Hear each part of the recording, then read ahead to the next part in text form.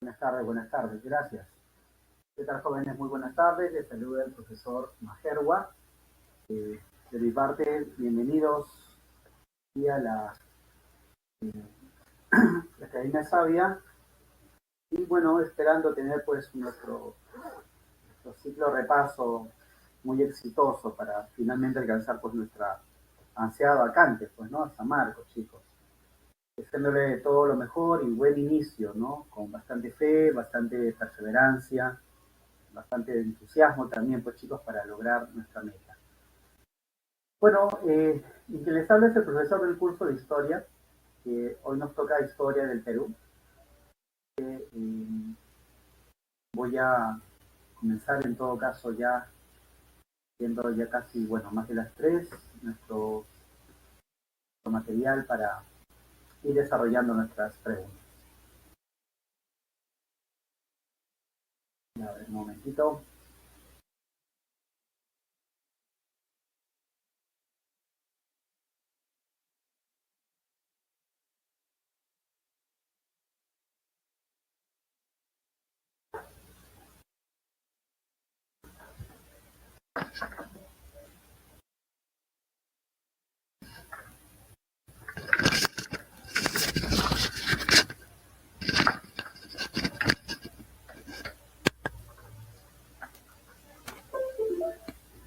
Ya, entonces compartimos. Semana 1, chicos, semana 1.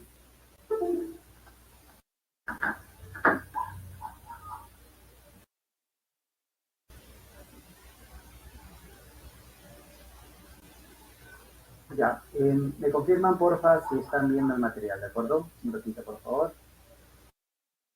Yo les aviso. Ya.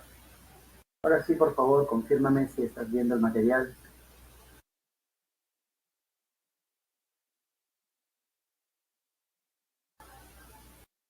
Se ve. Ya, genial, gracias. Bien, chicos, comenzamos. Nuestro repaso 1 abarca temas de los primeros, obviamente, eh, temas del prospecto, como de historia del Perú, como son el poblamiento americano, los primeros pobladores peruanos, periodificación prehispánica y en este caso llegaremos desde el horizonte temprano al intermedio temprano también. ¿Okay? Entonces comenzamos con la primera preguntita de poblamiento americano. Antes de eso, comentarte que revisando las preguntas de San Marcos sobre el tema poblamiento americano, hasta ahora lo que ha venido son dos cosas importantes, ¿ya? Uno son las teorías y sus planteamientos, o sea, me refiero a los planteamientos, y dos, las rutas de inmigración. Y si observas, la pregunta 1 va en ese sentido, mira. Leamos. Los investigadores consideran probado que existió una migración anterior a la de Clovis. Me detengo aquí para comentarte algo importante. ¿Ya? Lo que hasta lo que se sabe de alguna manera, que la teoría más aceptada es aquella que sostiene que desde Asia llegaron migrantes Homo sapiens a nuestro continente. Una de las preguntas de este tema, y una de las preguntas más importantes es la ruta, ¿verdad? Entonces nos hablan de una ruta, ¿ya? Que dio origen a una cultura en América llamada como la cultura Clovis. Y lo que se sabe es que esta ruta que aquí estamos graficando se produjo por una vía terrestre llamada Beringia. ¿Está bien? Entonces, hasta hace unos 50 años se creía que no había restos líticos anteriores a Clovis, porque se consideraba Beringia como la ruta más antigua por la línea americana. Sin embargo, mira qué dice la pregunta. Es una pregunta extraída de la revista National Geographic, que obviamente es una revista muy seria en términos de investigación, y dice, ¿no? Los investigadores consideran probado que existió una migración anterior a Clovis, ¿no? Hoy ya se está hablando de una migración anterior a Beringia, por tanto. ¿Bien? Y que no pudo haber sido a través de Beringia, puesto que los humanos deberían haber atravesado miles de kilómetros de terreno completamente helado, ¿no? Porque se dice que esta zona estaba completamente helada, de acuerdo al texto. El estudio, según sus autores, da un fuerte respaldo a la teoría que señala que los primeros pobladores llegaron al continente a través de la costa del Pacífico. Así es, chicos. Hoy se habla de una ruta costera muy pegada a las costas del Pacífico y por ahí habría ocurrido, por lo tanto, un poblamiento anterior a Beringia y, por tanto, anterior a Clovis. ¿Ven? Ahí está. ¿Correcto?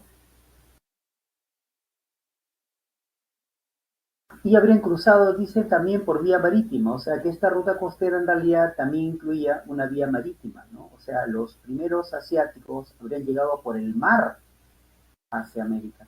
¿Está bien? El argumento que se expone en el texto refuerza, significa que no se va a negar la teoría que acá se está preguntando. ¿Qué teoría refuerza? Así como llegaron por Beringia, también llegaron por la vía costera. ¿Pero de dónde? De Asia. ¿Ya? Y considera que el poblamiento temprano, y acá está el poblamiento por la vía costera, se le llama poblamiento temprano. Mientras aquella que ocurrió por Beringia se le llama poblamiento tardío. Esta acá fue el más antiguo, pues chicos. ¿Ya? Y entonces ya tenemos la clave, ¿sí o no? Ya tenemos la clave. La teoría asiática considera que el poblamiento temprano de América se produjo por dónde? ¿Por Beringia o por la vía costera? Obviamente, ¿no? Por la vía costera, ¿sí o no? Ahí está. Y esa va a ser nuestra clave. No, no puede ser por Beringia, como dijimos, porque hoy ya con el planteamiento actual, chicos, el poblamiento más antiguo, poblamiento temprano se le llama, ocurrió por aquí, por la costa. ¿Eh? Y hubo un poblamiento tardío, pero ocurrido por Beringia. ¿Correcto? Ahí está. Ahora sí creo que está más clarito, ¿no? Listo, ahora sí clave seguimiento por acá. ¿Ya? Si tienen alguna consulta, alguna pregunta, la pueden plantear normal, ¿ya? Vamos a la pregunta 2. Bien, esa es una pregunta con un gráfico y sugerencia, siempre a los gráficos hay que observarle todos los detalles, ¿vale? Entonces nos daban de Beringia, que termina siendo un puente de tierra. No existe hoy día eso, pues chicos, eso hoy está debajo del estrecho de Bering, debajo del mar. Y nos hablan de dos plaquitas, mira, la placa de hielo, y acá tenemos otra plaquita de hielo, ¿no? Y para nuestra observación, mira, nos hablan de un corredor libre de hielo. Y mira dónde apunta esto, hacia dónde, hacia Clovis. ¿Te acuerdas que te comenté Clovis? Ahí está. Lo que hoy se sabe, chicos, que los Clovis, o sea, las herramientas Clovis servían para cazar mamuts, mamuts,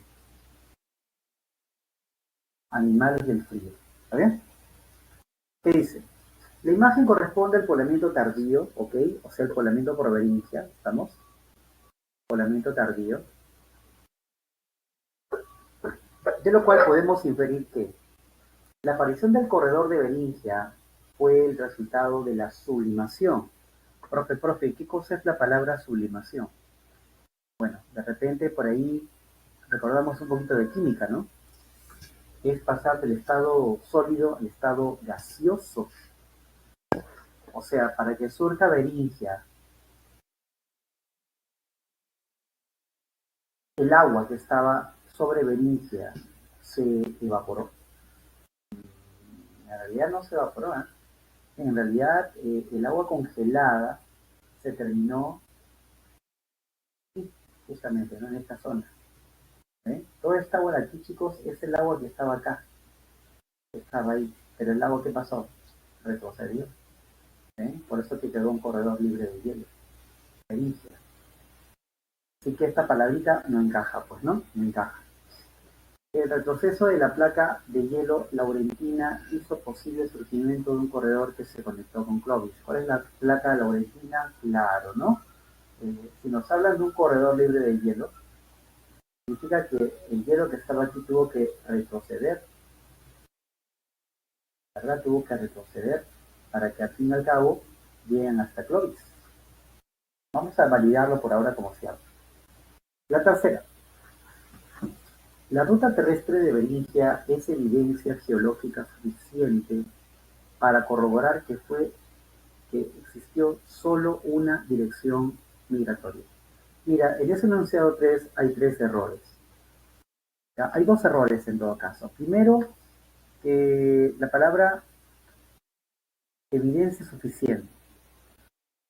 Chicos, las evidencias siempre van a estar a la luz del día. No existe que al tener una evidencia ya suficiente para escribir este tema. Cada año se van descubriendo nuevas cosas, ¿sí? Y que esa palabra altera todo el enunciado. Y la cuarta, el istmo de Beringia, la placa laurentina y el corredor terrestre fueron resultado del fenómeno del Pleistoceno. A ver, istmo de Beringia, ¿cómo se ha formado? ¿Cómo ha surgido el puente de tierra? Ah, eso porque las aguas del mar retrocedieron. ¿Cómo se llama este retroceso de las aguas del mar? Eso se llamó la eustasia glacial.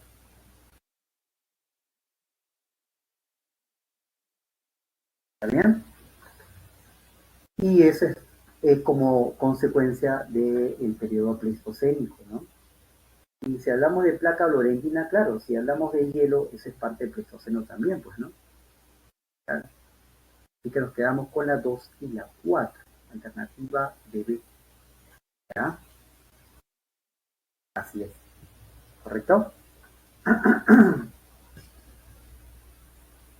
Ya, cualquier pregunta, ya saben, ahí estábamos en el chat escuchando sus respuestas. ¿Ok? Vamos a la pregunta número 3. A ver, ¿qué dice? El estrecho de Bering fue la ruta, mira, no fue la única ruta. Dice, fue la ruta principal,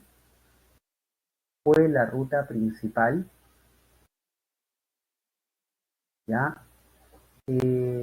¿Dónde se pobló América, no? Este es estrecho de Bering, zona de acá. Esta es la zona de Siberia y este es Alaska. ¿Ya? ¿Qué pasó? La geología refuerza este enunciado, en especial los estudios sobre la glaciación de Wisconsin, cuyas bajas temperaturas ocasionaron el descenso del nivel del mar, convirtiendo el estrecho en un corredor de 2.000 kilómetros. O sea, este estrecho se transformó en ¿qué? En un corredor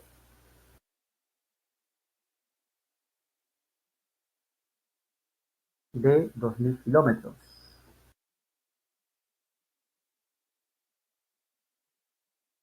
de ancho, llamado Beringia, ¿no? O sea, no es de largo, sino de ancho, ¿no? O sea, esta parte de acá es 2.000 kilómetros. ¿Ya? ¿Qué podemos afirmar al respecto? La migración desde el norte asiático, claro, si queremos ser un poco más finos, decir, profe, ¿y Siberia dónde está? Esto está en la zona de Asia, la zona norte, la zona noroeste de Asia. Y por ahí habría ocurrido la llegada de los primeros Homo sapiens. ¿Eh? Listo, sí, está bien. La alternativa B de barco sería mucho mejor. ¿De acuerdo? Ya está.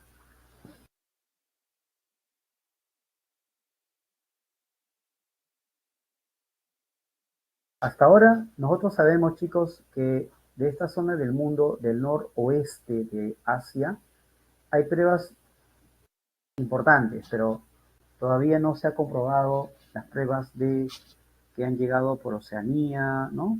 Incluso por Australia, ¿no? Eso queda un poco en duda, ¿ya? Listo. Número 4.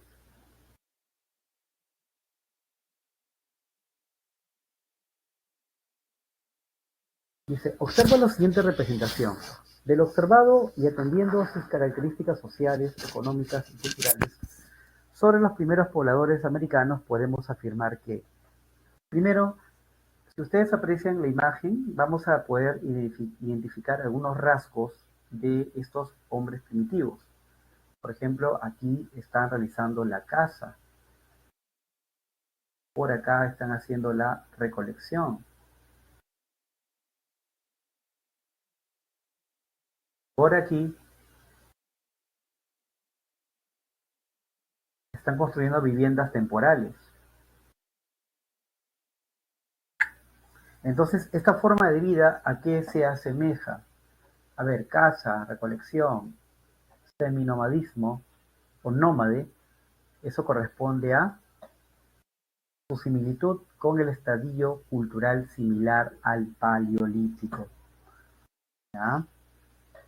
Aunque esta forma de imagen que ves acá en realidad es el modo de vida de los pobladores de América del Norte,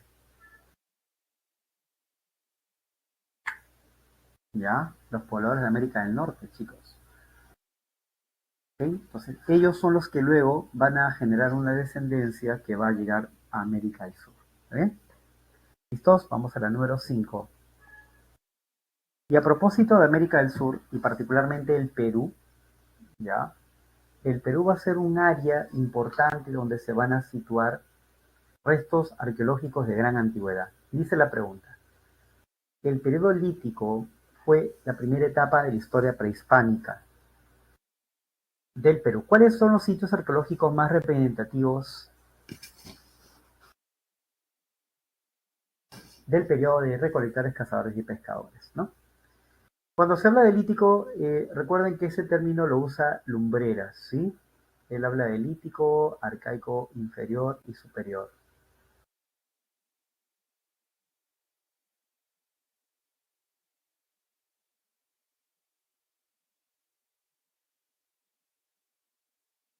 Pero otros investigadores, por ejemplo, eso fue una pregunta que vino el último examen de San Marcos, ¿no? San Marcos utilizó otro término para denominar el periodo lítico. San Marcos lo llamó el periodo lítico temprano, arcaico temprano, al arcaico inferior lo llamó el arcaico medio y al arcaico superior lo llamó arcaico tardío. Entonces, existe algunas formas de periodificar, no solo la de Lumbreras, también de otros investigadores, ¿de acuerdo? Y entonces dice la pregunta, ¿qué restos corresponden al periodo lítico? Descartamos Chavín, pues obviamente porque es una cultura muy avanzada, pues, ¿no? Igual también Nazca, igual también que Paracas, ¿no? Nos quedamos con la A.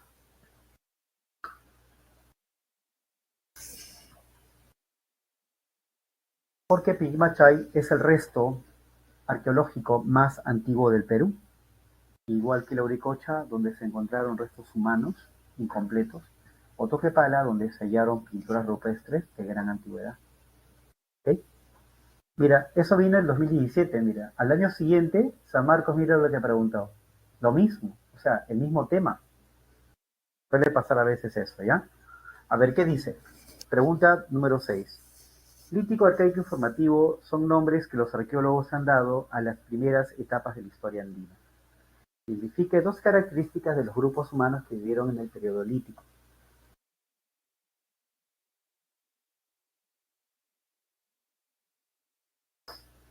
A ver, recuerden que en el lítico vamos a encontrar dos fases importantes, ¿sí? En una primera etapa vamos a encontrar a los cazadores indiscriminados. Ellos van a cazar todo tipo de animal, hembra, macho, crías, adultos, pero luego, cuando los animales comienzan a agotarse, la humanidad peruana decidió practicar la pesca, o perdón, la caza selectiva, o mejores técnicas o herramientas. ¿Ya? Pero siempre, siempre, siempre el lítico es la etapa donde todavía no se conoce la agricultura, ¿ya? Por eso le llaman periodo preagrícola. Entonces, ¿qué características tenemos en el lítico? Domesticación de remedios, no, eso es en el arcaico. Aparición de aldeas, tampoco, eso es el arcaico. Desconocimiento de la cerámica, sí, porque es parte de la época, al igual también que el arte rupestre con escenas de caza.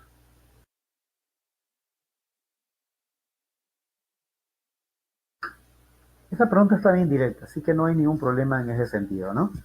Ahora sí, viene la pregunta 7. Ahora ya sé que hay que en todo caso leer un poquito más para hallar la respuesta correcta, ¿ya? A ver, ¿qué observamos primero en la imagen? Observamos dos tipos de herramientas ahí. Y de acuerdo a la lectura nos pone lo siguiente, ¿no? Nos dicen la herramienta Piquimachay 1, cazador indiscriminado, y la herramienta Paiján, cazador con arpón o pescador con arpón. Se entiende que ambos están en el lítico, pero también se entiende que Piquimachay es más antiguo que Paiján.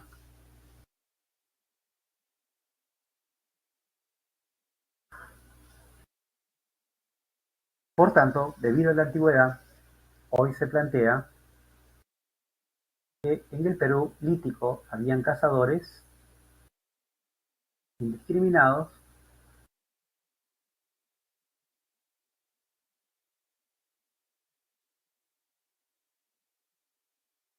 y cazadores selectivos. Profe, los indiscriminados, ¿dónde van a estar? Aquí, mira, ellos elaboraron este tipo de herramientas. Y los selectivos, este tipo de puntas. Entonces, ¿qué podemos concluir finalmente, no?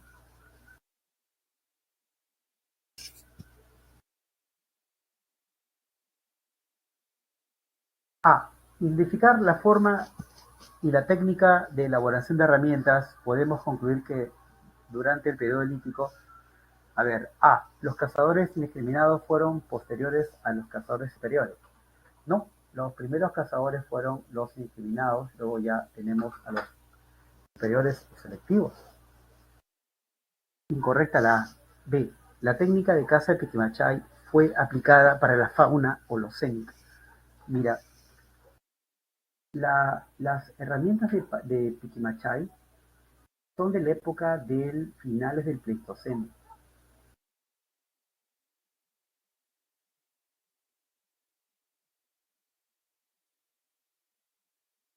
Así que Piquimachay no cazó animales del Holoceno, sino del Pleistoceno. Piquimachay 1. Existieron cazadores indiscriminados y cazadores con puntas de proyectil. Eso es una mejora, porque te están presentando una condición de dos restos que no se preguntan si es más antiguo o es mejor, simplemente te lo describen nada más, ¿no? Que hubieron dos tipos de técnicas, de herramientas del periodo lítico, ¿no?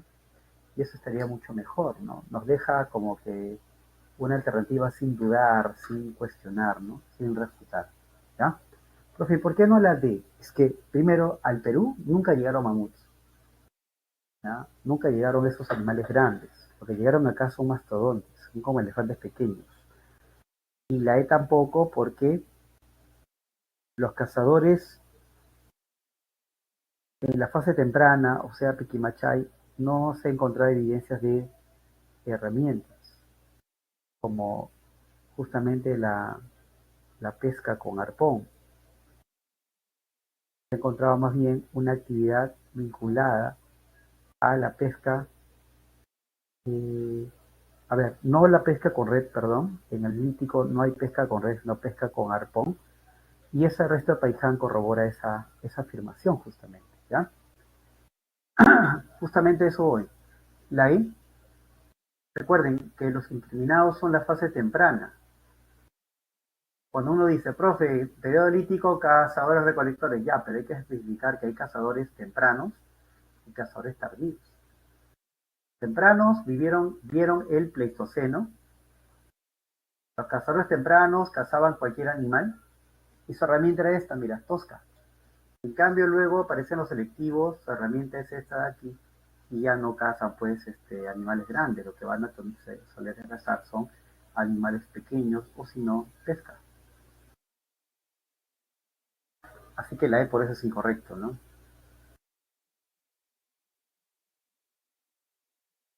Entonces, vamos a pregunta 8.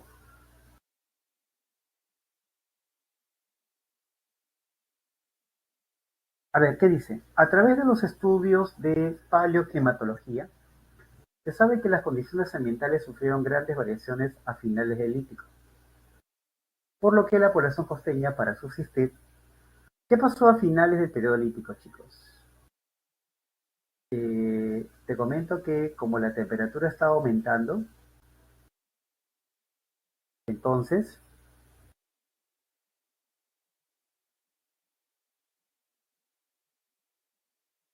las aguas del mar comenzaban a aumentar.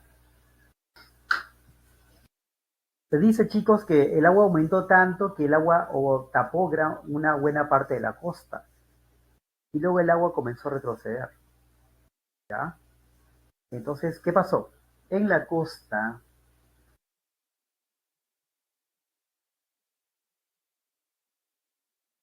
los hombres costeños vieron esto, mira, aumentó el nivel del mar, dos, hay recursos que trae la actividad marina, pesca, recolección de mariscos,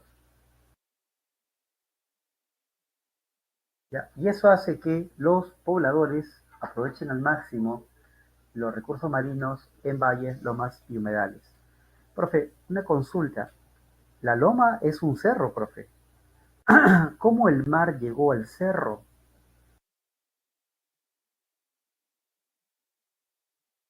¿Cierto? ¿Cómo el mar llegó hasta el cerro? Si ustedes alguna vez han ido por la Panamericana y han encontrado que en el cerro, lejos del mar, hay pequeños moluscos. Ya, eso es de esta época, pues, ¿no? De esta época data la presencia de moluscos, ¿sí? ¿Ya? Y vamos con la pregunta número 9. Hace 10.000 años, gran parte de América presentó condiciones geológicas del actual Ártico. O sea, América del Norte comenzó a congelarse, que incluyó la disminución de masas oceánicas, ¿no? O sea, mientras más frío haya, las masas oceánicas disminuyen en tamaño. O sea, hay más sustancia glacial. Posteriormente, el periodo geológico que surgió en nuestro continente fue, a ver chicos, ¿qué viene después del Pleistoceno? ¿Qué periodo geológico? A ver, facilita. A ver, te doy un minuto para que respondas.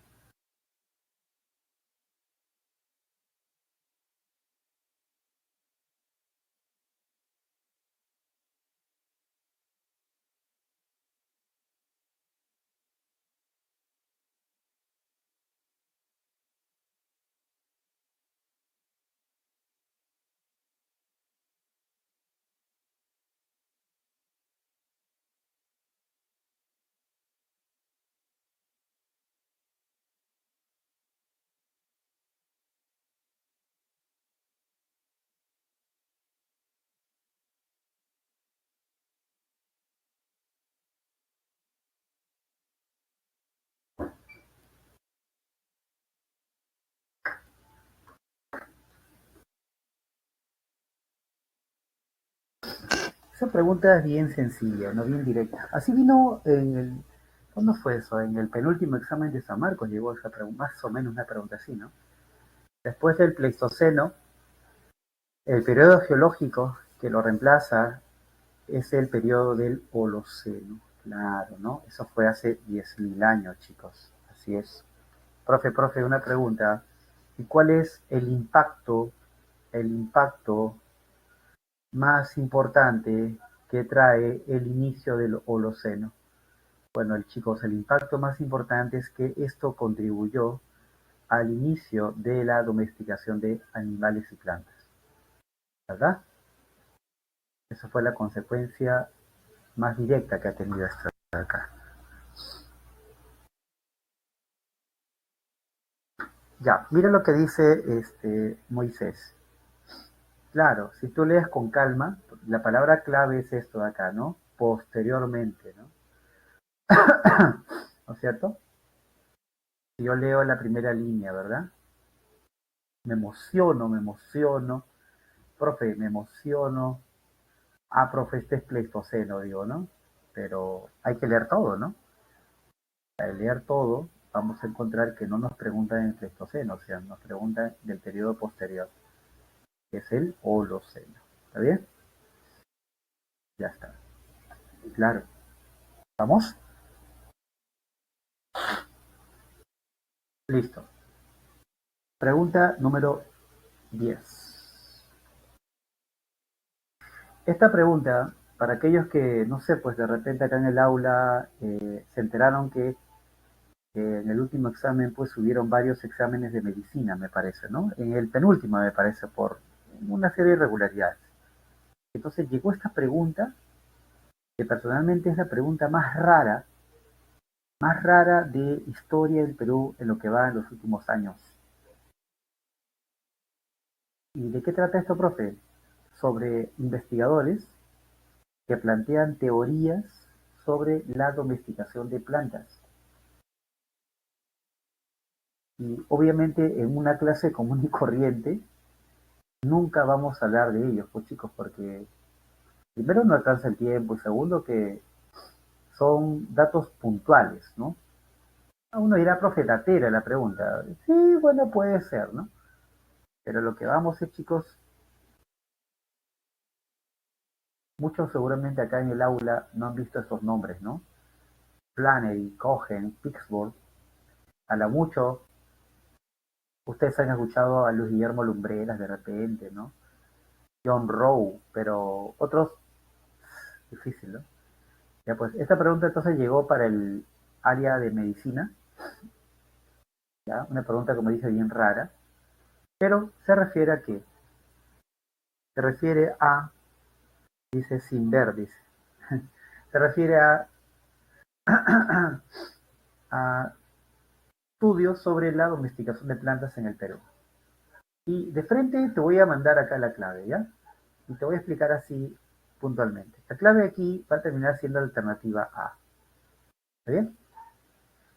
Por ejemplo, este tal Flannery sostiene que las plantas no se sabe con precisión dónde surgieron. Ejemplo, el maíz. Si queremos decir su origen, algunos dicen no, fue en México. Otro dice no, surgió en el Perú. Entonces, hay un punto sobre que no se define con claridad cuál es el origen, ¿no? Por ejemplo, Cohen sostiene que de todos los estudios de plantas que él encontró, todas han sido domesticadas. Todas, ¿no? Por ejemplo, frijol, payar, algodón,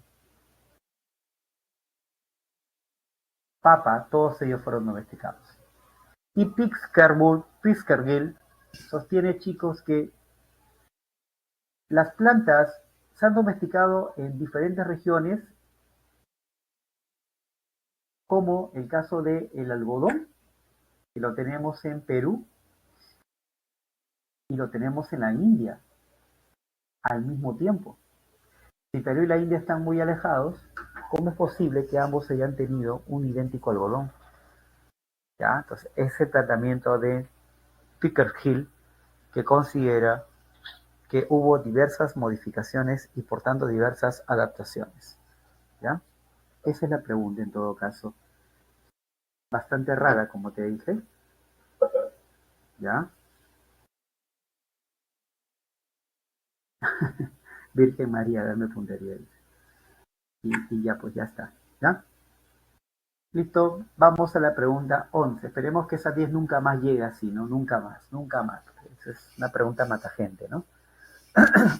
Pregunta 11. A inicio del Holoceno, en los Andes centrales, los grupos humanos transitaron de una vida nómade a un proceso temprano de sedentarización. que se caracterizó por el surgimiento de viviendas al aire libre y unifamiliares, como el caso de Chilca y Santo Domingo en Lima e Ica, respectivamente. Este proceso fue resultado de que, primero que cuando hablamos de Andes centrales, chicos, no confunda por favor con la sierra. Andes centrales se refiere a los territorios que hoy serían el sur de Ecuador,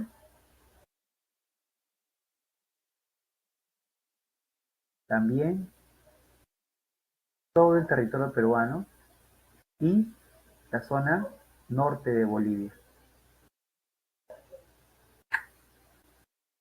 ¿Ya? Entonces, eso sería, chicos, los Andes centrales, ¿ya?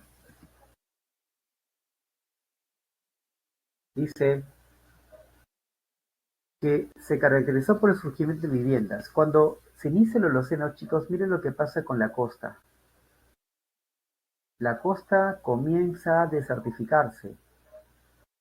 La costa comienza a hacerse más estrecha porque el agua comienza a avanzar, pero a su vez también la costa se comienza a desertificar. Y entonces, como el desierto es muy grande en la costa, a pesar de eso, dos pueblos, Ochilca y Santo Domingo, se asentaron muy cerca al mar, profe. ¿Y qué cosa les atrajo del mar? Les atrajo los recursos. ¿Y qué recursos hay en el mar? Cerca al mar, por ejemplo, hay cangrejos, choros, por ahí tal vez crustáceos, ¿verdad? Entonces, eso hizo que ellos vayan levantando poco a poco su campamento. Por eso los primeros en hacer campamentos están en la costa y vivieron del mar. ¿Dónde estaría eso, chicos? ¿Dónde estaría esa respuesta? Dice, este proceso fue consecuencia de qué, dice, ¿no? Fue resultado de qué.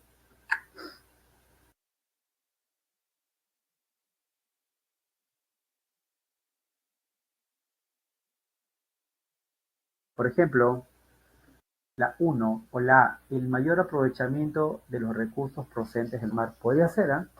Porque estos pueblos terminan aprovechando al máximo el mar. Incluso Santo Domingo, ¿qué inventó? Un artefacto, las redes de pesca. Así que la A no va. La B, el interés de producir redes de pesca. Ah, perdón, la A iba, la A podría ir, chicos, sí, sí, discúlpame. La B, el interés por producir redes de pesca para el intercambio. Bueno, no hay intercambio todavía en ese tiempo, ¿eh? Para que haya intercambio tiene que haber excedente productivo. Sí, el avance de la glaciación en zonas con menor presión atmosférica. ¿Cuáles son las zonas de menor presión atmosférica? Las montañas, pues, chicos.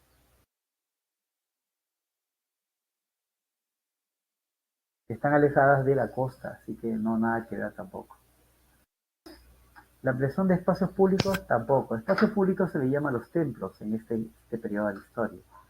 Las nuevas tecnologías que fueron para pulimentar la herramienta, no, fueron técnicas rudimentarias las que todavía ellos practicaban. Así que nos quedamos con la alternativa avión. Muy bien, listo. Avión entonces, ¿ya? Muy bien, vamos ahora a la pregunta número 11, 12. El precerámico tardío. Profe, ¿a qué se le llama precerámico tardío? Mira, el precerámico es todo el periodo anterior a la cerámica y está dividida, vamos a llevarla así, en dos etapas, lítico y arcaico. Si hablamos nosotros de arcaico, podemos encontrar el arcaico temprano y el arcaico tardío. Entonces, a esos dos periodos, arcaico temprano y arcaico tardío, ¿ya? Estos dos de acá se les llama precerámico temprano.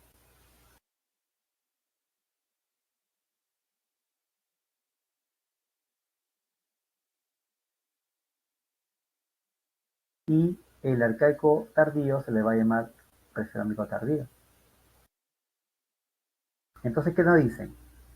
Durante el precerámico tardío se refiere a este de acá, ¿no es cierto? El arcaico superior. Ahí está.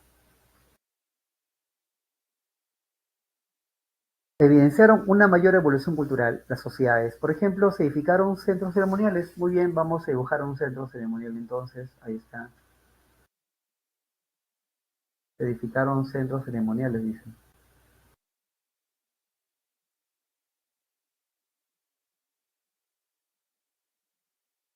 Ya está. ¿Qué más? Se tecnificó las actividades artesanales. Aparece, por ejemplo, la textilería. Ya había metalurgia, perdón, ya había, por ejemplo, el uso de técnicas agrícolas, pero eso sí, no conocían la cerámica. ¿Qué más dice? También se tecnificó la agricultura, ¿no? O sea, las tierras, hasta las tierras, mira, se comenzaron a tecnificar a través de qué? Tecnología. Acá pasa, por ejemplo, un canal de agua, ¿no?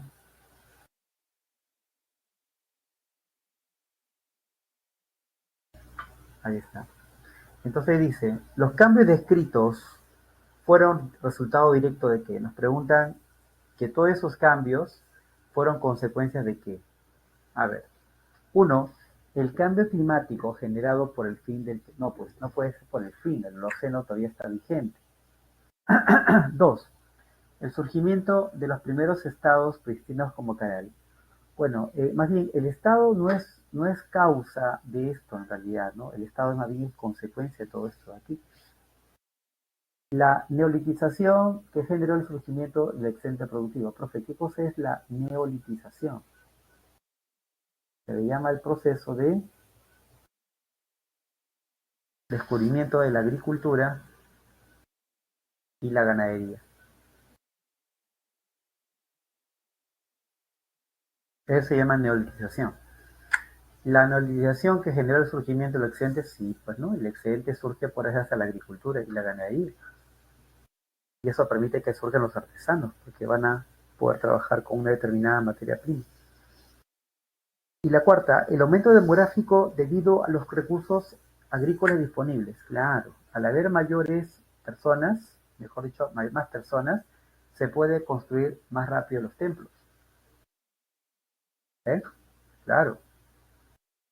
¿Qué es un estado prístino? El estado prístino es el estado original, el estado más antiguo que puede haber en la sociedad andina. Y prístino, ¿qué función tiene? Organiza el trabajo, recolecta los tributos.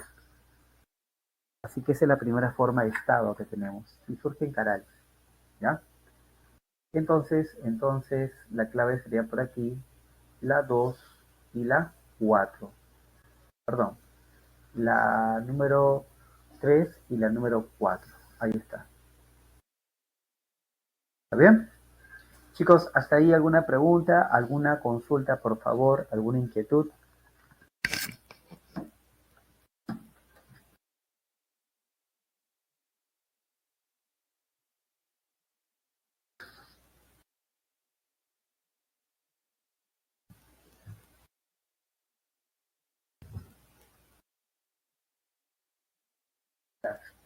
Muy bien, entonces continuamos. Ahora vámonos con la pregunta número 13 a la 11. La 11 es la clave, la A. Número 12, número 13. Ya, mira lo que dice esta pregunta. Eh, el arcaico superior, chicos, es un periodo donde, como dijimos, aparece ya el Estado, prístino se llama, en Caral. También aparece la los centros ceremoniales, los templos, pero dentro de esos templos se van a comenzar a observar iconografías, como la que vemos en la pregunta 13, mira. El arqueólogo Yunus Bir halló en el Valle de Chicama el textil más antiguo, el cual presentaba una iconografía del cóndor con una serpiente en el estómago, imagen derecha. O sea, están hablando de que esta imagen de acá hay un cóndor y dentro del cóndor hay una serpiente.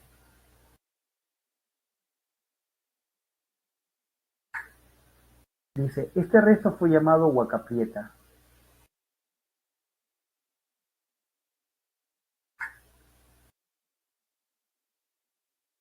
Esta iconografía también se encuentra presente en otros centros ceremoniales, en algunos otros centros ceremoniales de la costa, ¿sí? La 12, y ahorita regreso con esa 12, ya, Clara. Entonces, estas imágenes también dicen, chicos, que se encuentran en otros lugares, en otros centros ceremoniales de la costa central. Por ejemplo, La Galgada. Profe, ¿dónde está eso? Bueno, La Galgada es un centro ceremonial ubicada en la costa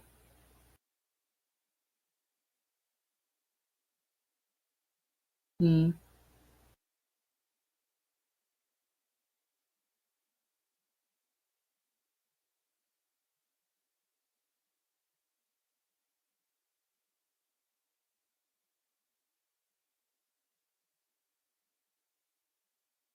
que presenta esa iconografía que ustedes están viendo ahí.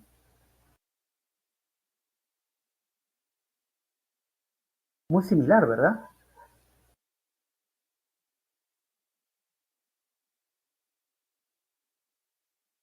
Y no está tan lejos, pues, de Caprieta, ¿no? No está tan lejos. Se encuentra en Ancash, La Galgada. Y la pregunta dice, de la información, ¿qué podemos inferir? Que desde el arcaico superior, mira, como dice la pregunta, ¿no? Estar ubicado en un mismo lugar geográfico facilita ciertos intercambios culturales y económicos, ¿no? O sea, significa que mientras los habitantes de Boca Prieta y de Calgada interactuaban, entonces también qué cosas iban compartiendo, iconografía, ¿ya? ¿Eso significa, profe, que un templo influye en el otro? No, simplemente que conviven en diferentes zonas, pero tienen contacto. Entonces, de aquí nace una costumbre, chicos, en el que si una cultura quiere expandirse, tiene que primero o tiene que hacer intercambios regionales. Y mediante los intercambios, las imágenes o símbolos, como vemos en la imagen del PPT, se van difundiendo, ¿no? Entonces, ¿dónde encontramos esa respuesta, chicos? Aquí, mira. La difusión de ideas religiosas fue facilitada por intercambios regionales, ¿sí? Y eso, por favor, muy bien claro, porque a partir de aquí, del arcaico superior en adelante, los templos prehispánicos que hacían, intercambiaban religión a través de intercambios regionales. ¿Ya? Listo, nos quedamos con la 13 avión. Por acá alguien me estaba preguntando la número 12, ¿no? Sobre el enunciado. ¿Qué enunciado? El enunciado, la 2, dice Clara. Ya. Lo que pasa, Clara, es que en esa pregunta 12, los estados prístinos se le llama a los primeros estados que aparecen en el Perú.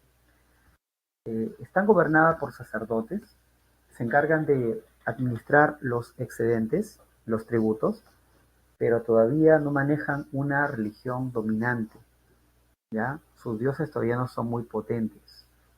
Entonces, eso se le llama estado prístino, ¿no? Un estado antiguo que surge eh, para la administración de excedentes económicos o productivos. ¿Está bien? Listo. Vamos ahora a la pregunta número 14. Chicos, esta pregunta 14 lo vamos a desarrollar luego de una pequeña pausa, ¿sí? Hacemos una pequeña pausita, chicos, de unos minutos para que ustedes puedan refrescarse y volvemos con la segunda parte, ¿de acuerdo? Listo. Entonces, regresamos en un ratito, por favor.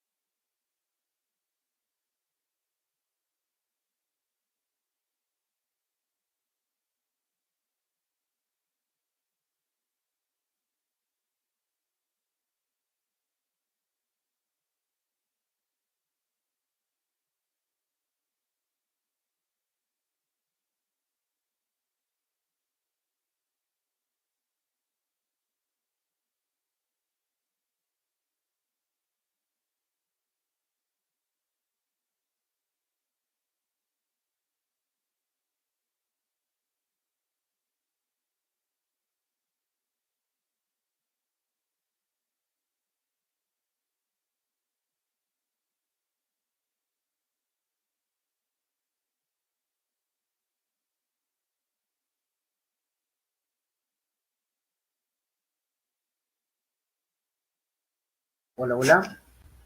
¿Me escuchan? Estaba muteado, chicos, disculpen. Y ahora sí. Entonces, retomamos la segunda parte. A ver.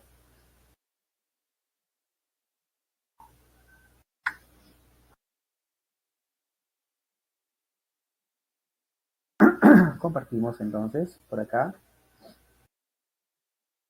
Listo.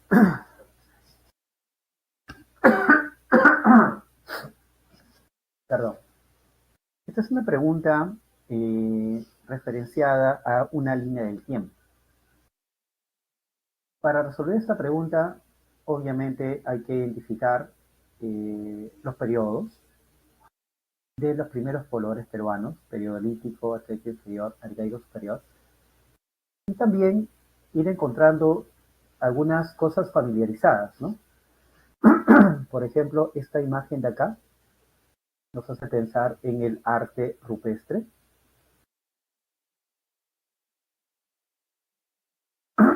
Y aquí nos hablan de probablemente los primeros entierros humanos que tenemos en el Perú.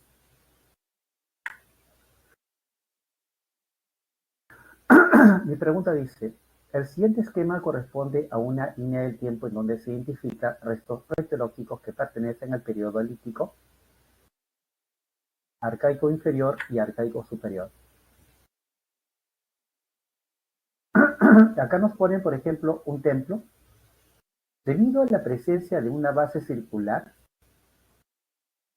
la base circular es una evidencia de que probablemente ese templo de ahí sí sea Caral. Es un templo que pertenece al arcaico superior. ¿Ya? Entonces, nos piden entonces qué cosa puede entrar aquí, ¿no? Para empezar todo este periodo, chicos, lo llamamos periodo precerámico. Eso significa que en este periodo no hay cerámica. Así que descartamos el enunciado B. A. Los artefactos líticos de Chiquimachay. El lugar adecuado de estos artefactos debería ser acá, los restos de Chiquimachay. Porque estamos hablando de los restos arqueológicos más antiguos del Perú. Ahí debería estar el lugar correcto. Tercero, las viviendas unifamiliares de Chilca. A ver, si colocamos aquí las viviendas de Chilca, a ver, profe, a ver, vamos a colocar las viviendas de Chilca.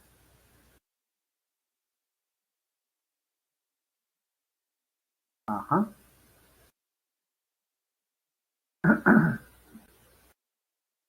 Podría ser, ¿no, chicos? Encaja bien porque Chilca está en el arcaico inferior, está después de los cazadores y está antes de los agricultores como Caral. La de dado, la escultura del templo de Sechín. Bueno, primero ese templo es un templo donde se ha encontrado cerámica. Y ni siquiera podía estar en la lista porque nosotros estamos estudiando periodos sin cerámica. Y la E, el templo de las manos cruzadas de Cotox. Bueno, el templo de Cotox es posterior a Chavín. O sea, es menos antiguo. Estaría por acá más bien, ¿no? Y la respuesta correcta efectivamente es la alternativa C. Las viviendas unifamiliares de Chilca, ubicadas en el departamento de Lima, allá por Cañete. ¿Ya?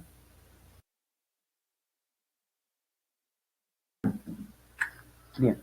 Profe, una pregunta. ¿Y cuándo acaba el arcaico superior, profesor? A ver, chicos, tradicionalmente, con qué acontecimiento termina el arcaico superior? ¿Con el surgimiento del Estado? ¿Con la aparición de la cerámica? ¿O con el surgimiento de la textilería? ¿Con cuál de esas tres opciones podemos afirmar que termina el periodo arcaico superior? Claro, muy bien, chicos, con la aparición de la cerámica, excelente. Y hasta ahora lo que sabemos que la cerámica más antigua del Perú se llama cerámica Pandanche, que está ubicada en Cajamarca.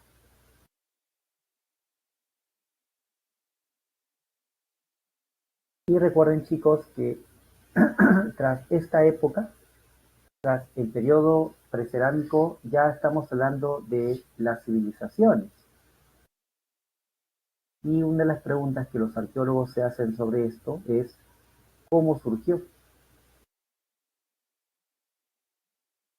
¿Y de qué manera esta pregunta se explica a través de las teorías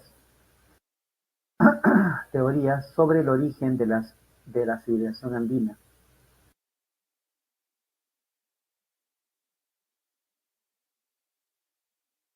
Ejemplo, ahí tenemos la propuesta de Federico Kaufmann,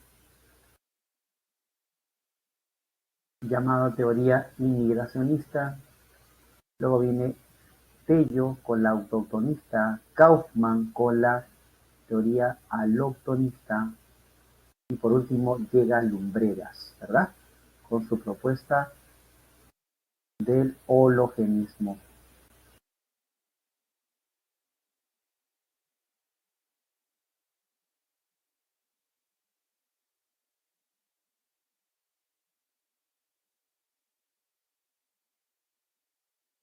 ¿No? Ahí está.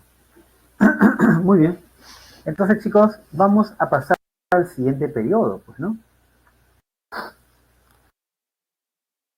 En esta pregunta se está planteando sobre Potosh, ¿no? Un estudiante de repente común y corriente diría, profe, mucho texto,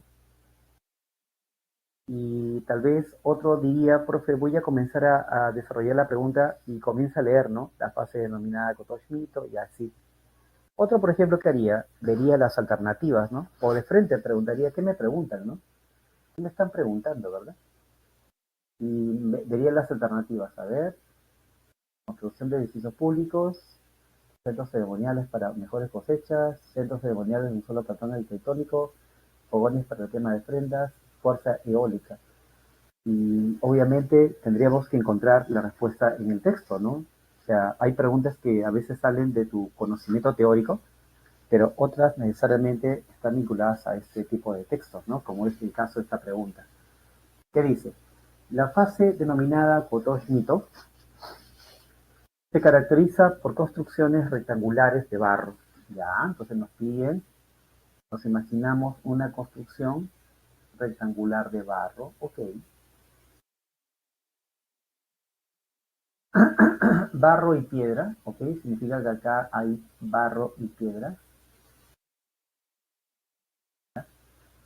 que tenían en el centro un patio hundido, significa que acá en el centro había un patio hundido,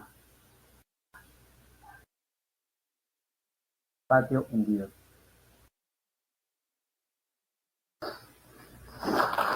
Y un fogón circular, quiere decir que en el centro del templo había un fuego, ¿no? Un fueguito, ahí está, el fogón, un fogón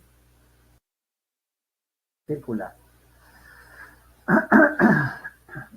que era alimentado por el aire que ingresaba a través del ducto subterráneo, ¿no? Dicen que entraba aire, wow, imagínate, el aire hacía combustión con el fuego, ¿está? El aire.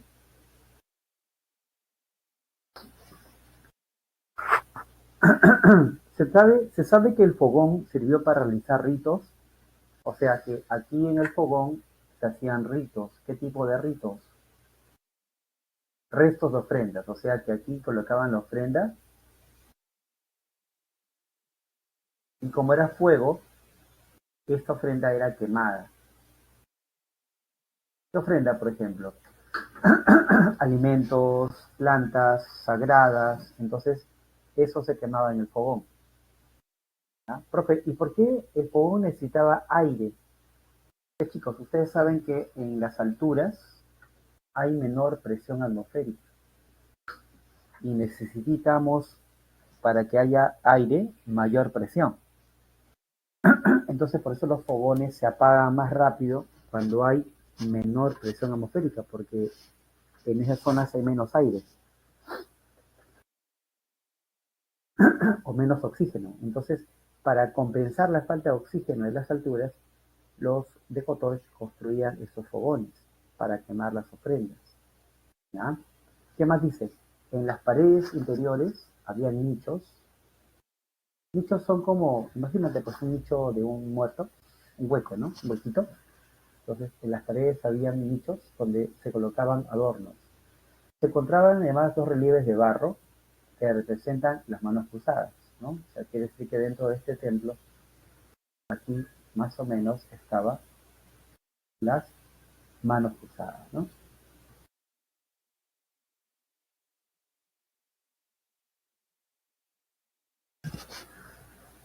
Dice también, en Tantamayo, Huánuco, Huaricoto, en Ancash y en la Lambayeque, Cajamarca, mira, estamos en Cotoche, que está en Huánuco, se han encontrado construcciones similares a Cotoche. ¿Mm? Entonces, teniendo en cuenta lo expuesto, podemos afirmar que durante el Arcaico Superior, las sociedades, mira, ese tipo de templo Cotoche no es solamente ahí Cotoya, también se ha visto con algunas características en Huánuco, Ancash, Lambayeque y Cajamarca. ¿Qué quiere decir, chicos? Si hay un templo en Huánuco, como Cotoche, y hay un templo similar en Lambayeque, Cajamarca, ¿qué significa eso? Es la pregunta, ¿no? ¿Qué significa eso? A ver, A. Se abocaron en la construcción de edificios públicos con fines religiosos. Mm, podría ser, ¿ah? Podría ser. Porque este lugar, pues, es un edificio público, ¿no? Es un templo.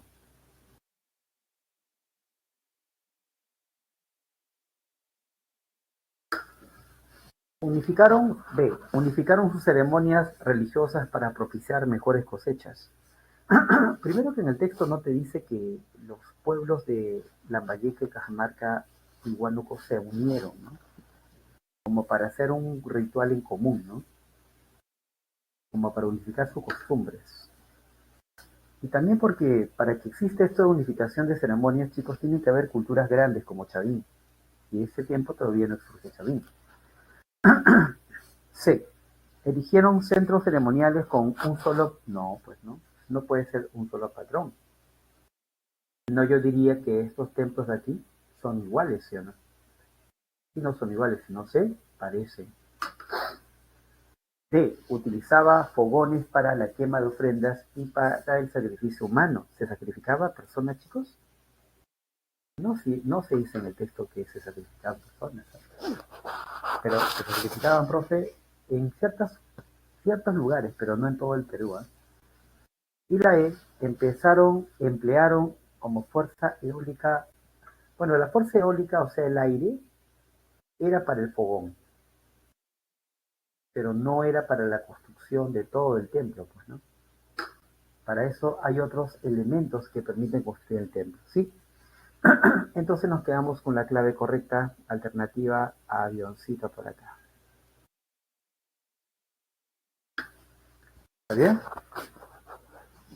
Listo, chicos, listo. ¿Y qué tal si tú resuelves la pregunta 16?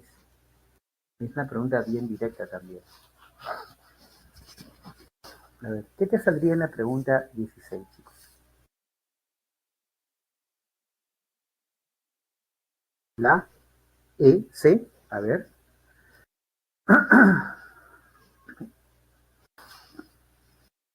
¿Qué dice? De la siguiente lista de restos arqueológicos, identifica aquellos que presentan características de sociedades agrícolas. Profe, ¿y a quién se le llama preagrícola, profe? Cuando vimos el precerámico, ¿ya? Es al periodo lítico, que se le llama periodo preagrícola. Y aquí predomina por ello la caza, la recolección. A ver, si encontramos restos,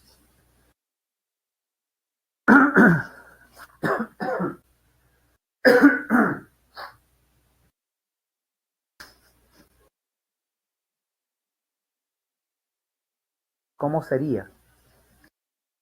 Bueno, lítico, aquí tenemos el lítico. Tenemos a Piquimachay 1,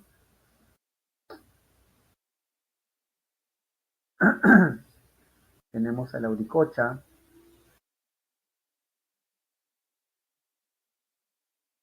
tenemos a Paiján.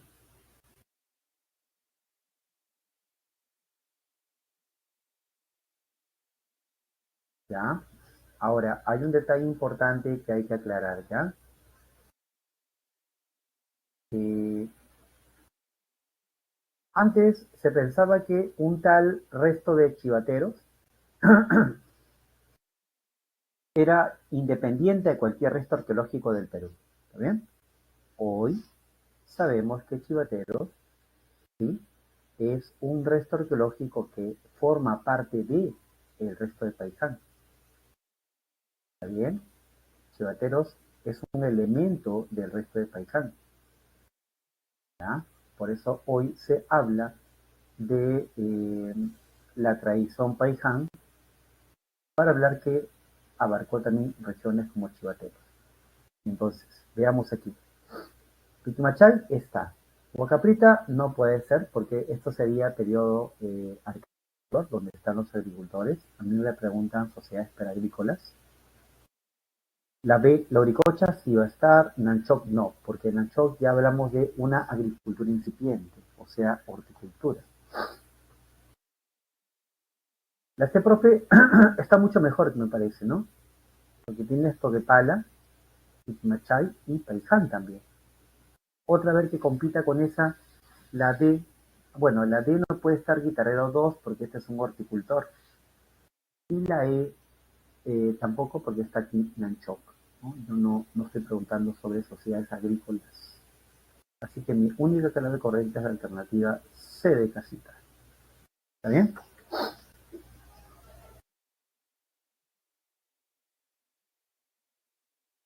A ver, acá hay una pregunta muy interesante. Profe, ¿y el arcaico inferior no sería también preagrícola, ya que ellos practicaron la horticultura? Lo que ocurre, James, es que la horticultura se le suele llamar agricultura incipiente. De alguna manera también es un tipo de agricultura, pero si quieres verlo como un antecedente, como una base, ¿no? O como algo todavía primitivo, pero es agricultura.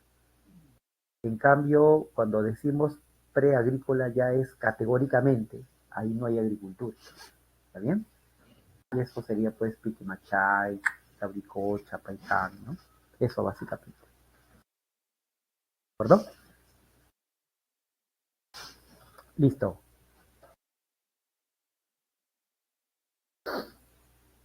Ahora vamos con la pregunta número 17.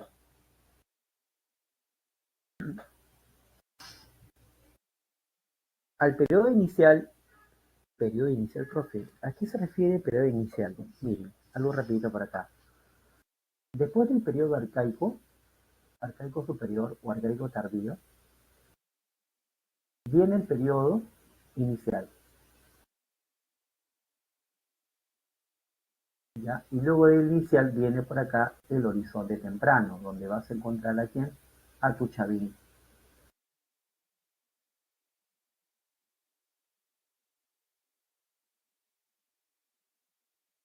que es un templo, ¿verdad? Y los templos ya vienen del arcaico superior,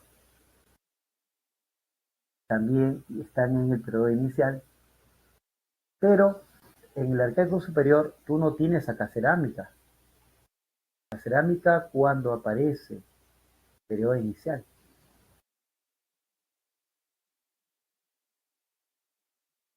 ¿Qué hice la pregunta? En el periodo inicial se desarrolló, se caracterizó por el inicio de la cerámica. Ajá. Y la construcción o la consolidación de los cambios que se iniciaron en el arcaico superior. Por ejemplo, ¿qué comenzó en el arcaico superior? La agricultura, la ganadería, las primeras ciudades, ¿no? Todo eso fueron aprendiendo las sociedades del arcaico superior. Uno de los aspectos más resaltantes fue la intensificación de los intercambios regionales. También dijimos, ¿no? Los intercambios regionales se producen desde el arcaico superior. ¿Recuerdas Huaca Prieta? Ahí había intercambios. y la consolidación del poder político y social de los sacerdotes, que se evidenció a través de... Nos están preguntando, chicos, ¿de qué manera nosotros podemos confirmar que los sacerdotes tenían un gran poder en la sociedad? ¿Cómo se confirma eso? A ver, dice, la consolidación del estilo Chavín en las construcciones. Pero, ¿Chavín está en el periodo inicial? Mira, está, pero está la fase 1 de Chavín. Chavín tiene una fase 1 que se llama el templo antiguo, ¿ya? Pero como ese templo antiguo está en una fase posterior al inicial, no puede ser incluido como tal. La presencia de murales que representaban escenas del terror. Mira, curiosamente, acá en Lima tenemos un templo del periodo inicial llamado el Templo de Garagay. Y mira lo que se ha encontrado, ¿ah? A ver, déjame buscar, por favor, déjame buscar la evidencia de que en Garagay, que está acá en Lima, en el distrito de San Martín de Porres, el periodo inicial, ya existe, chicos, ya existe imágenes terroríficas antes de Chavín. Mira, un ratito.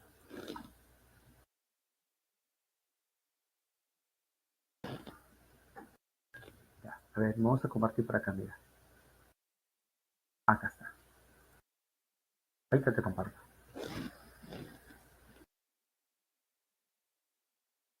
Ahí está. ¿Listo? Ahí va.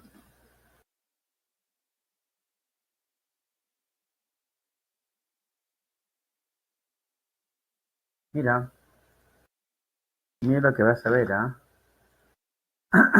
Ahí va. Y ahí está. ¿Ven?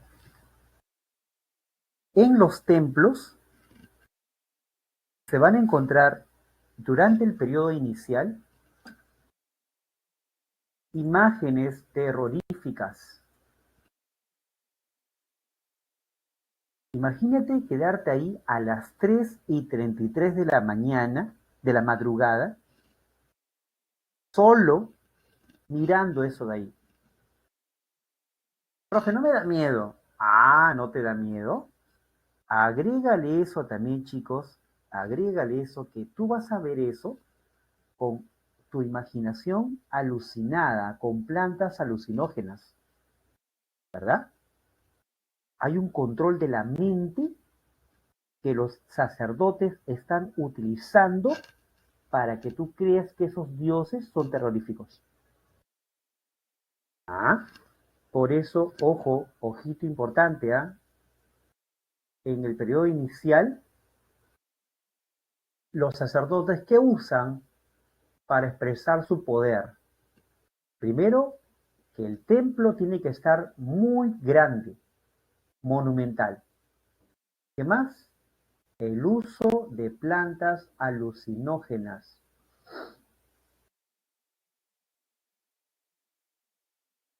Ejemplo, el San Pedro.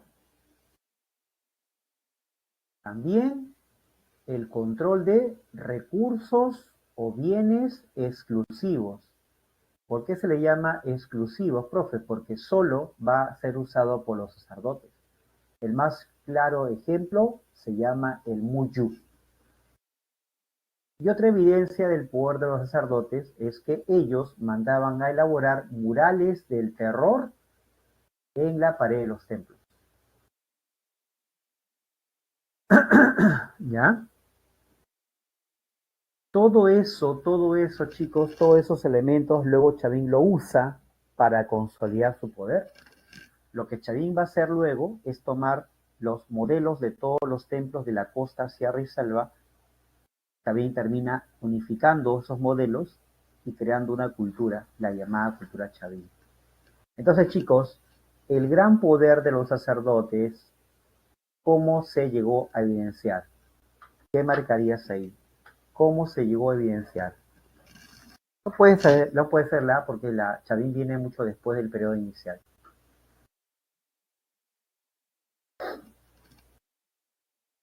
Profe, la C no, porque esa es una técnica de los tehuanaco. Profe, la D de dado, no, porque los bienes de cotidianos no eran de uso permanente de los sacerdotes. Ellos solo usaban bienes exclusivos, ¿ya? Bienes de alto valor comercial. Nos queda la E y nos queda la B de barco. Claro, la E no puede ser porque la mano de obra no se conseguía mediante el uso de la violencia, ¿no? Sino no el uso de la conquista, sino el uso de la, así se llama, reciprocidad. Ajá. Entonces ahí está, escenas del terror. ¿Correcto? Ya está.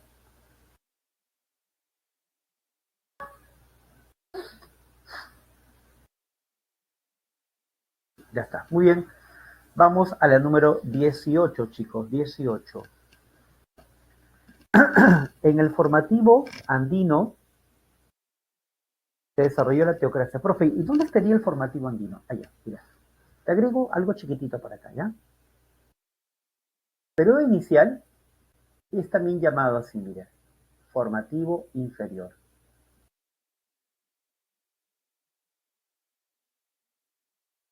Y el horizonte temprano se le llama formativo medio. Ya, ¿qué pasa? Dice, en el formativo medio o andino se desarrolló la teocracia, el poder de los sacerdotes. Esta organización política tuvo como centro principal más competitivo a Chavín. Miren chicos, en la época, Chavín competía con dos templos de la época. Un templo en Cajamarca y otro templo en La Libertad.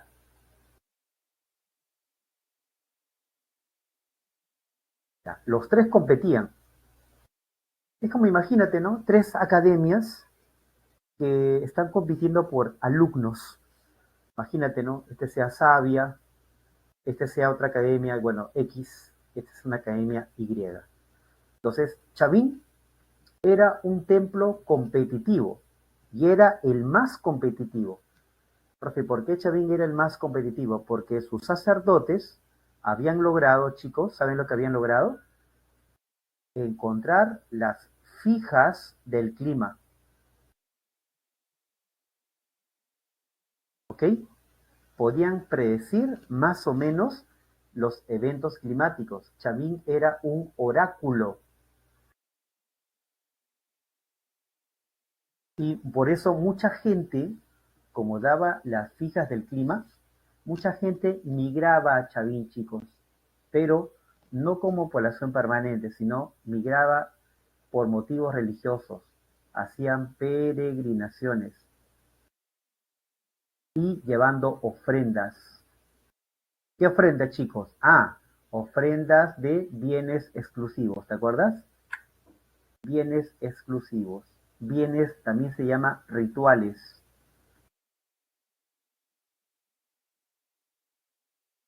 Y entonces dice, Chavín de Huántar, lugar de peregrinación y rituales,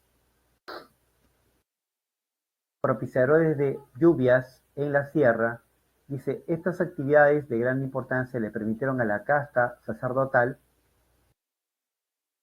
a ver, ¿qué hizo la casta sacerdotal en Chavín? Recibía peregrinos, ¿sí o no? ¿Y qué llevaban los peregrinos? Ofrendas. Pero ¿cuál era el argumento de los sacerdotes de Chavín? Me traen bienes, pero no son para nosotros los sacerdotes, es para los dioses. Entonces ellos, ¿qué hacían luego? Se quedaban con eso, ¿sí o no? Entonces, chicos, ¿qué están haciendo los sacerdotes? Están pidiendo ofrendas, pero en realidad, ¿qué termina siendo para ellos? Los tributos que van para los sacerdotes. ¿Te das cuenta? Claro, claro, los sacerdotes son los representantes de los dioses en la tierra, los emisarios de los dioses en la tierra. Entonces, chicos, en Chavín de Huántar, los sacerdotes no controlaban a la gente solo con la religión, ¿ah? No solo con la religión. También controlaban con el conocimiento sobre el agua, ciclo del agua. Eso sabían los sacerdotes de Chavín, ¿de acuerdo? Listo, ya está. Y marcamos como clave la alternativa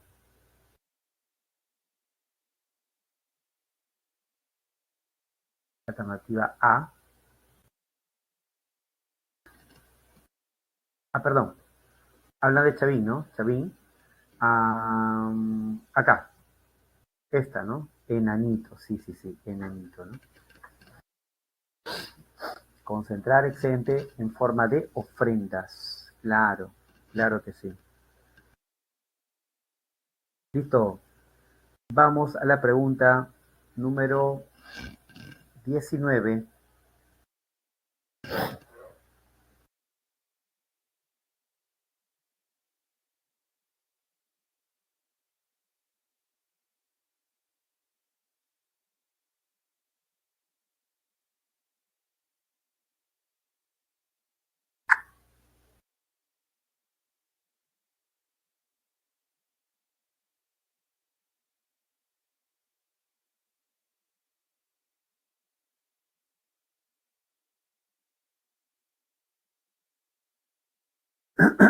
¿Qué dice? El horizonte temprano comprendió 1200 antes de Cristo y 400, ahí debe ser 400 antes de Cristo, ¿ya? Y se caracteriza por el predominio del estilo Chavín. ¿Cuál es el estilo Chavín, profe? Es el estilo felínico. Cultura que vivió en la época Chavín llegó a influenciarla bastante, ¿no? El felino, es la marca Chavín. Por relación a Chavín de Huántar, determine el valor de verdad. A ver, ¿qué podemos deducir de Chavín de Huántar, chicos? ¿Por qué no la di? Dice por acá Ana. ¿Cuál pregunta Ana? ¿La 19 o la 18? La 19 o la 18, Ana.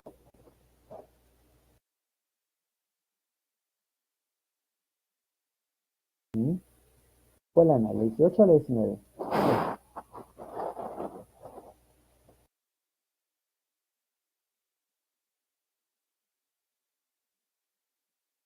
A ver, digamos entonces, cualquier duda le dices ya cuál de la alternativa D me dices, ¿no? Entonces, chicos, acá la pregunta concreta es sobre Chavín de Huántar, ¿no? ¿Cuál sería el enunciado verdadero o falso? A ver, funcionó como espacio sagrado de peregrinaje y de tributación. ¿Qué decimos? Claro, ¿no? Chavín de Huántar era un espacio sagrado. Ojo, es un espacio público, ¿ya, chicos? Incluso tenía un diseño muy especial. Ese diseño era la planta en forma de letra U. Y ese modelo viene de la costa norte o la costa. ¿Ya? Ahí está. Correcto. Profe, ¿qué tipo de tributos se han encontrado en Chavín? Ofrendas, por ejemplo, muyu, que es el bien económico más intercambiado en el mundo andino. ¿Ah? Ojo, chicos, ¿ah? Te preguntan, ¿cuál es el bien más valioso de nuestra historia del Perú antes de la llegada de los españoles? Era el muyu.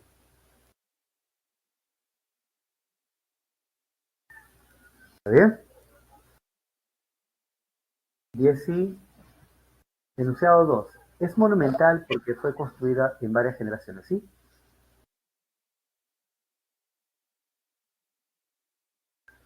Ya. Ya, ahora sí respondiste. Ya, ahorita volvemos a la 18. Ya vamos a terminar con esta 19. Ahora, ¿el templo Chen de Huántar es monumental? Claro que es monumental. Y profe, ¿por qué es monumental? Miren lo que se ha encontrado, chicos. Lo que han encontrado los arqueólogos es que durante varias generaciones los peregrinos construían parte del templo. Llegaban otros peregrinos y construían otra parte del templo.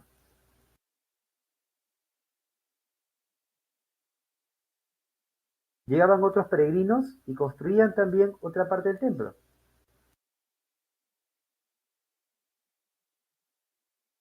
Y así, durante varias generaciones. De ahí que se le llama arquitectura generacional. Fue hecha por varias generaciones. ¿Está bien? 3. Chavín de Huántar contiene galerías filtrantes. Mira, el último descubrimiento de Chavín, chicos, lo último que en Chavín se ha descubierto, eso fue este año, lo último que en Chavín se ha descubierto, es que debajo de Chavín hay galerías, como una especie de caminos subterráneos, ¿ya? Galerías hay por acá, ¿sí? Y esas galerías transportaban, por ahí pasaba agua. Al momento de entrar a Chavín, salía por aquí, chicos, por aquí salían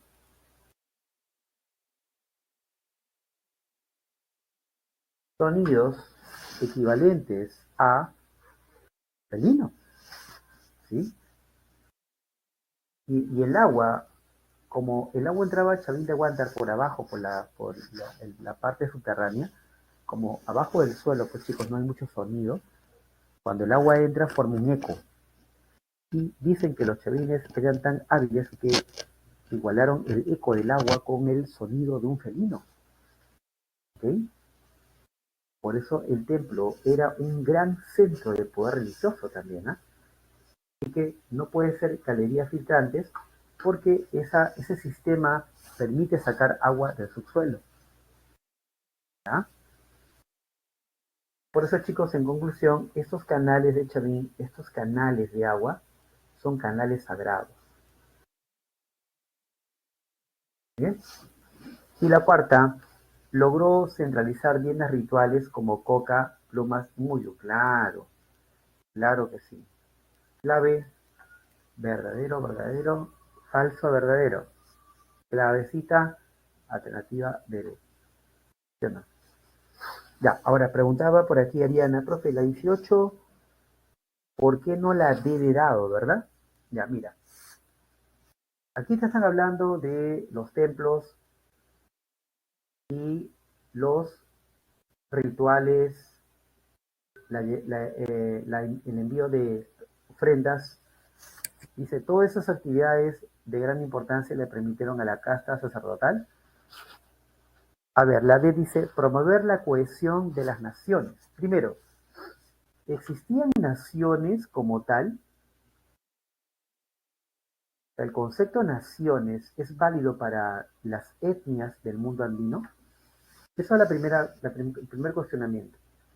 Dos, tú, que eres sacerdote chavín, puedes unir a la gente de la costa y la sierra, ya, pero ¿para qué la unirías? ¿Solo es unir por unir? No, pues no, o sea, tú unes a la gente para sacar un provecho. Y ese provecho es obtener tributos, obtener recursos. ¿Okay? Por eso que por esos dos argumentos, la D queda descartada. ¿Bien? Queda descartada.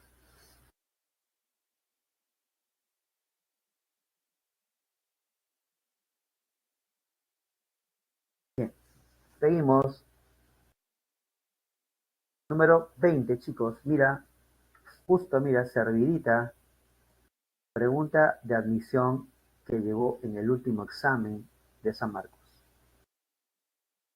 A ver.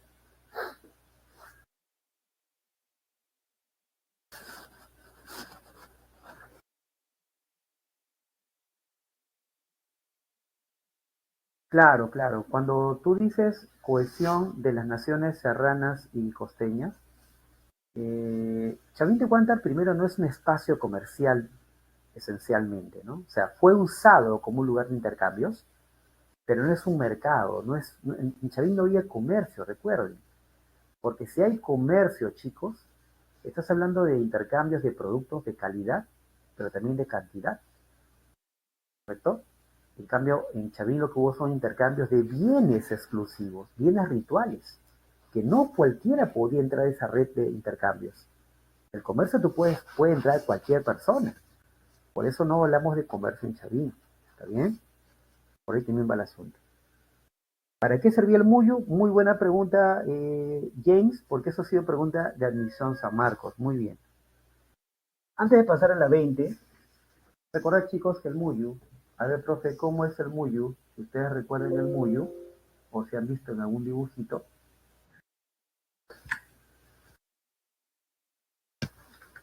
El mullo eh,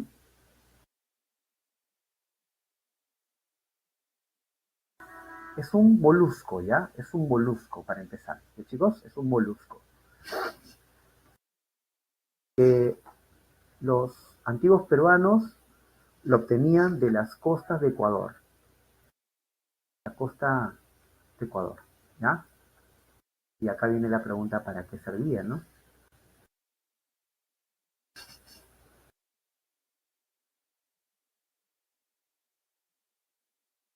Acá está, ¿no?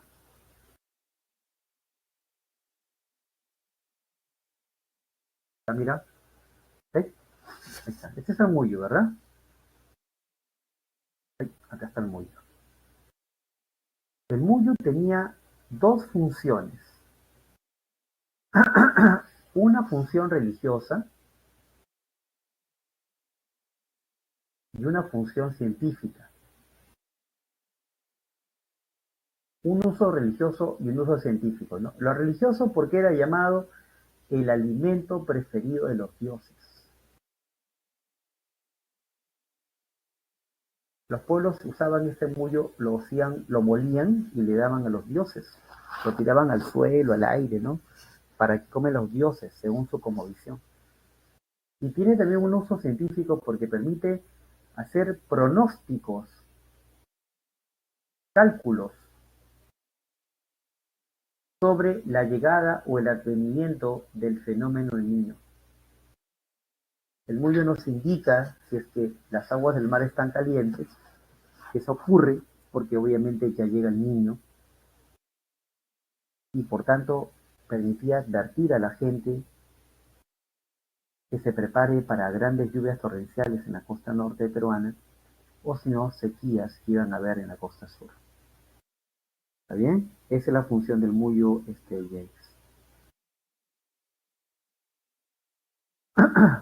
¿De acuerdo?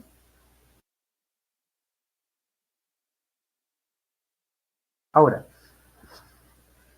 ahora chicos, cuando termina Chavín, cuando decae Chavín, nosotros entramos a otro periodo. Ya no es el horizonte temprano, ¿sí? Entramos al intermedio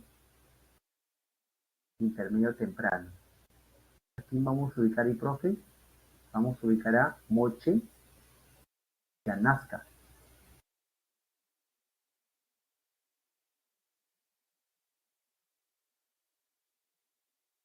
Ya, ¿qué pasa? Como Chavín, algunos comentan que cayó por el impacto de fenómenos naturales, entonces se altera todo el ciclo del agua en el Perú, hay una alteración de recursos, entonces las poblaciones andinas tienen que entrar a una guerra para asegurar sus recursos. Y en caso que estos pueblos no sean invadidos, ¿qué solían hacer? Construían sus edificios grandes, públicos, para los sacerdotes, pero a diferencia de Chavín, estos centros ahora van a contar con murallas.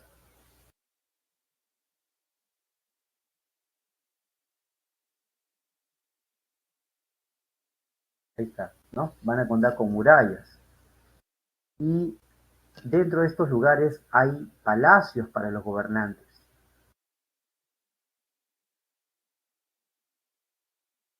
Entonces, ¿qué evidencia arquitectónica refleja este nuevo tipo de régimen, verdad?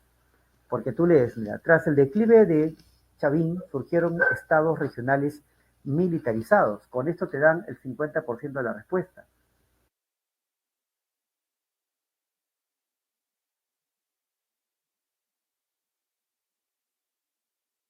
Porque están hablando de gobiernos militarizados. que gobernaban a una población mucho más grande que las sociedades previas. Esto llevó a la construcción de evidencias arquitectónicas o de nuevo tipo de edificios públicos y al desarrollo de tecnologías para aumentar la producción agrícola.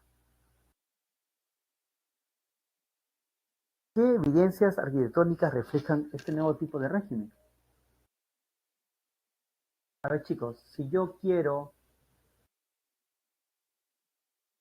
tener un espacio que lo defienda, ¿qué voy a construir? Mis murallas, mis murallas. Aumentan las murallas, ¿ya? Pero también, ¿qué cosa vamos a ver? La presencia de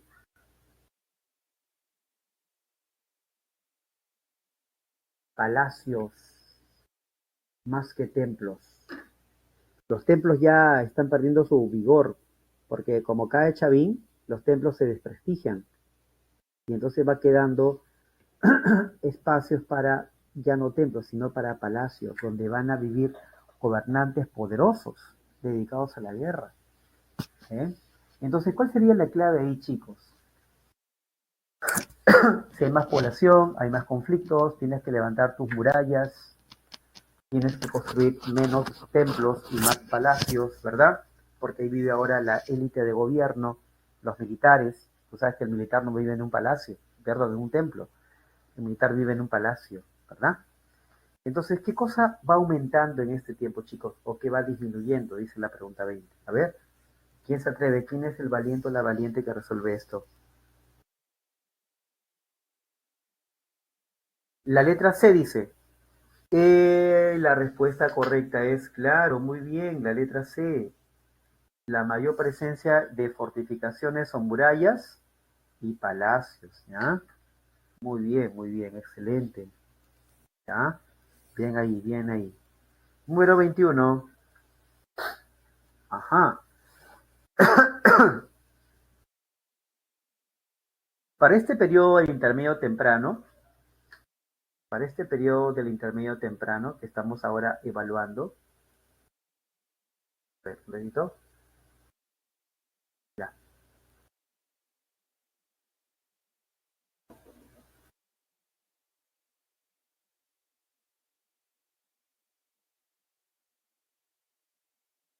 ¿Qué pasa en el intermedio temprano, chicos? También cómo se le llama este tiempo.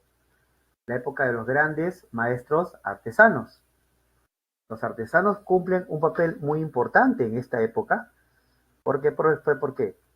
Primero porque el artesano ya no es el campesino de antes. El artesano se ha vuelto un especialista.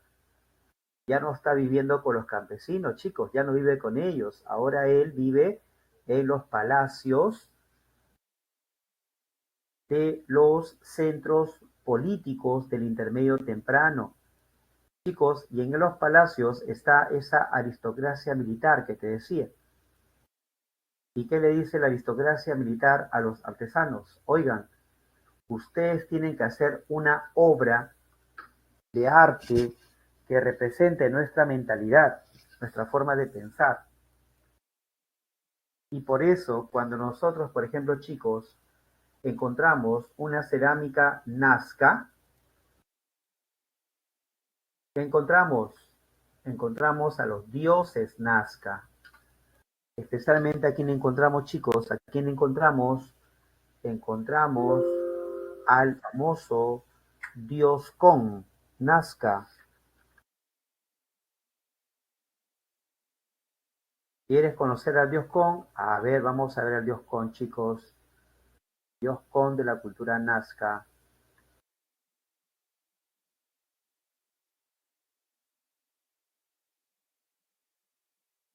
Ya, profe, ¿y ese dios qué cosa me va a traer? Como siempre, interesados, interesados. Ya, lo que te va a traer ese dios es agua. No, no es tu Con, es tu King, tu dios. Ahí está, te va a traer agua.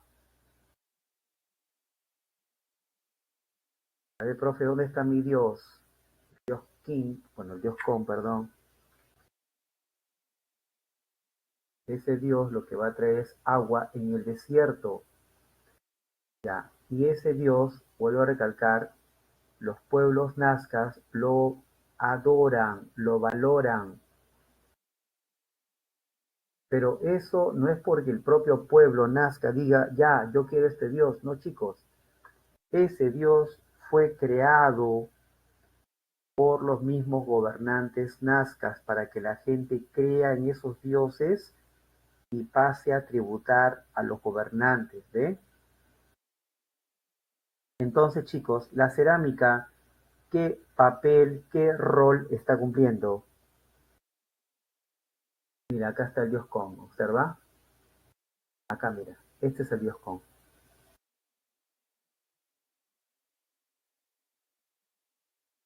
¿ya? Cuando los artesanos nazcas hacían esta imagen, ¿qué estaban expresando ellos, chicos? Mira la pregunta. La cerámica fue un medio de expresión más común del arte moche. De Nazca también, ¿ah?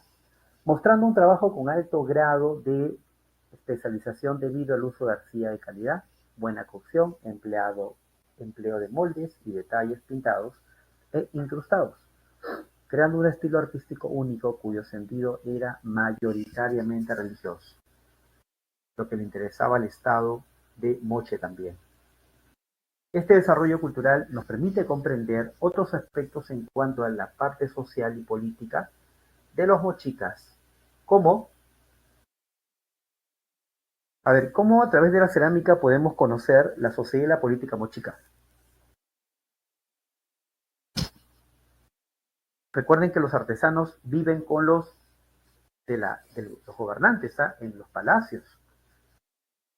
Así que estos gobernantes desde el palacio van a ordenar algo a los artesanos. ¿Qué le dirán?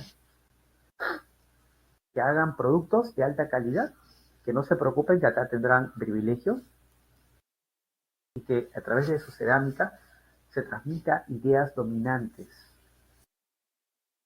A ver, dice por acá la B. La conversión del pueblo en tributario para la fabricación de objetos de uso principalmente ceremonial. Como dije, los artesanos ya no son campesinos, chicos. Los artesanos son especialistas, ¿ya? El pueblo siempre tributaba al Estado. Y el pueblo, repito, no tributa directamente bienes ceremoniales. O sea, todo el pueblo no tributa bienes ceremoniales. Lo que tributa el pueblo, ojo, ojo, ojo, chicos, lo que tributa el pueblo es mano de obra.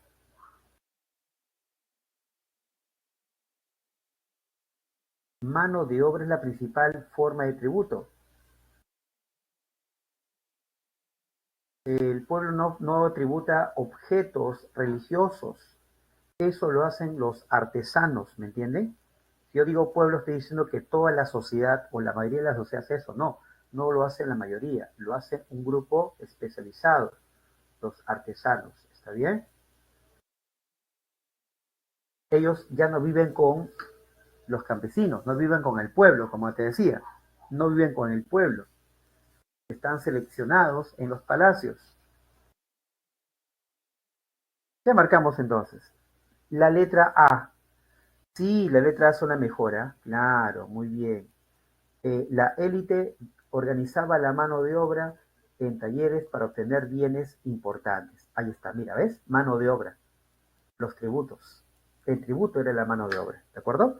Listo, clave avión. Número 22.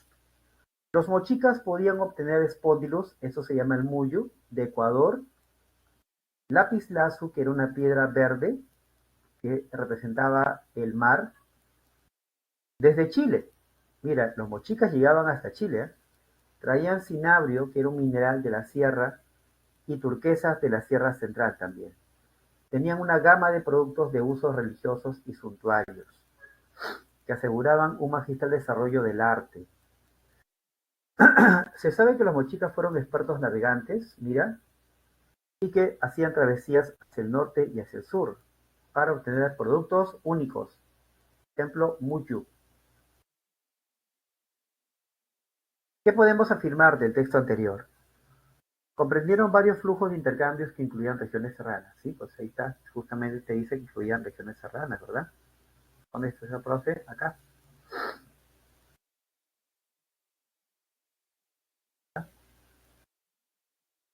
Dos, buscaron concentrar bienes de alto valor ritual para la clase dominante. Claro, bienes de alto valor ritual. ¿Dónde está eso, profe? Está acá. Bienes de alto valor. Uno y dos. Ya está la clave, creo, ¿no, chicos? Fueron controlados por su élite para consolidar. No, no había monarquía acá.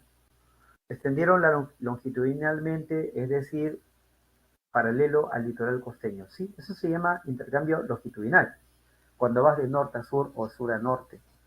En este caso, los mochicas iban al sur, hasta Chile. ¿Correcto? Entonces, ¿cuál sería la clave? 1, 2 y 4. Marcamos la letra C de casita. Número 23. Acá es relacionar, chicos. Formativo inferior hay que relacionarlo con la aparición de la cerámica.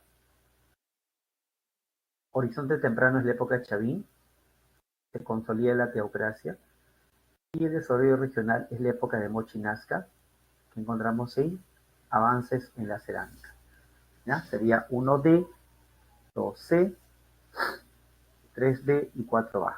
¿Ya? Alternativa avión. La número 24. Las sociedades de Mochi Nazca se desarrollaron en base al aprovechamiento de recursos como recursos marinos. Aunque hubo contactos entre ambas culturas, en el sur la existencia de ríos arreicos, que es eso, profe, ríos que se evaporan o se infiltran en el desierto, motivaron a que los nazcas que impulsen una técnica para sacar agua del subsuelo. ¿Cómo se llamó la técnica? Se llamó la técnica de ríos subterráneos, o sea, galerías filtrantes. ¿Está bien? Esa es la pregunta 24, la B.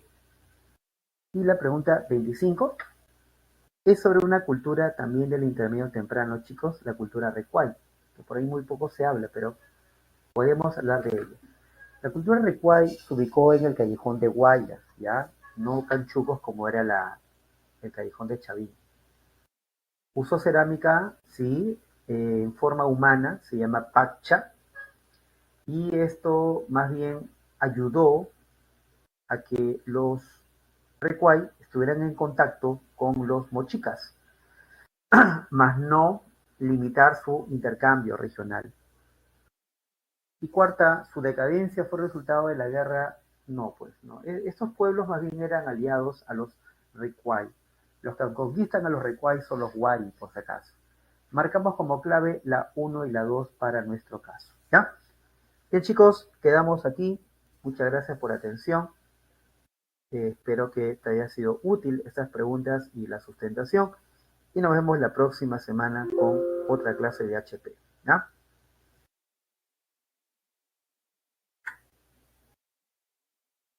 Ya, lo voy a subir las preguntas con toda la resolución. ¿Qué libro te recomienda para historia? Depende del tema, Mari. Por ejemplo, este libro, Origen de la civilización andina, de Jorge Cifuentes. Puede ser eso, ¿ya? ¿Ok? Origen de la civilización andina, de Jorge Cifuentes. Podría ser una referencia. La 24, la clave sería la B de barco en la 24. ¿Ya?